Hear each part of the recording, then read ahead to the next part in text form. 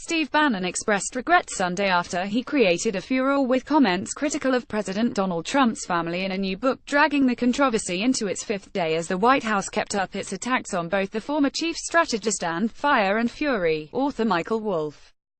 Donald Trump Jr. is both a patriot and a good man. He has been relentless in his advocacy for his father and the agenda that has helped turn our country around, Bannon said in a statement. I regret that my delay in responding to the inaccurate reporting regarding Don Jr. has diverted attention from the president's historical accomplishments in the first year of his presidency.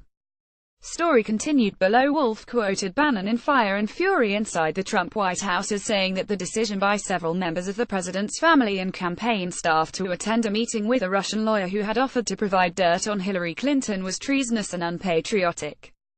Trump Jr., Trump's son-in-law Jared Kushner, and one-time campaign chief Paul Manafort attended the June 2016 gathering. Bannon was also quoted as saying special counsel Robert Mueller would crack Don Jr. like an egg on national TV.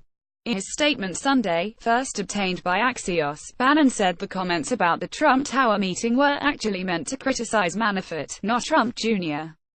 My comments were aimed at Paul Manafort, a seasoned campaign professional with experience and knowledge of how the Russians operate. He should have known they are duplicitous, cunning and not our friends. To reiterate, those comments were not aimed at Don Jr., he said.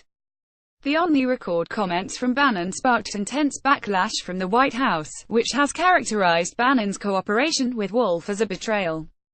The book has also distracted Republicans and forced them to answer questions about the president's temperament and mental stability, even as congressional and cabinet leaders gathered at Camp David over the weekend to chart their 2018 agenda. Trump still seemed fixated on the situation Sunday, calling Fire and Fury a fake book on Twitter days after the first excerpts appeared online Wednesday. White House senior policy advisor Stephen Miller, in what turned into a hostile back-and-forth with host Jake Tapper, said on CNN that it was a garbage book containing nothing more than poorly written fiction. He also called Bannon's comments grotesque and said the White House was deeply disappointed. A day earlier, in a break from the Camp David meeting, Trump complained about U.S. libel laws. Libel laws are very weak in this country, he said. If they were stronger, hopefully, you would not have something like that happen. Wolff said on Sunday that the president himself, not merely Bannon, welcomed him into the White House. I remember Trump seemed deflated. A book, who cares about a book? Wolff told Chuck Todd on NBC's Meet the Press. And I said, but, you know, is it okay? Yeah, Wolff said was the president's response. So then I went around, and so it was basically me saying, the president says this is, he likes this idea. The Trump Tower meeting about which Bannon spoke to Wolff has become one of the focal points of the investigation into alleged collusion between Trump campaign officials and the Russian government. By signing up, you agree to receive email newsletters or alerts from Politico. You can unsubscribe at any time.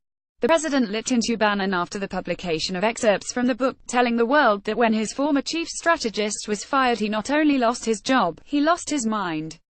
The Mercer family, wealthy backers who had previously supported Bannon, issued a rare statement distancing themselves from him.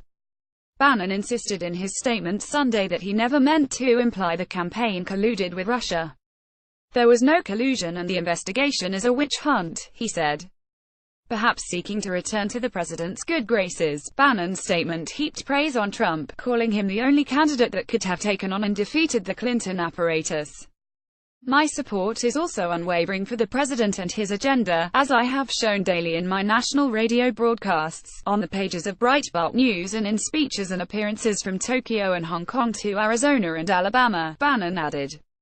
Bannon had managed to stay in Trump's orbit before earning his ire. Although he was fired in August, White House Press Secretary Sarah Huckabee Sanders told reporters recently that Trump and Bannon spoke in December. Andrew Reestichier contributed to this report.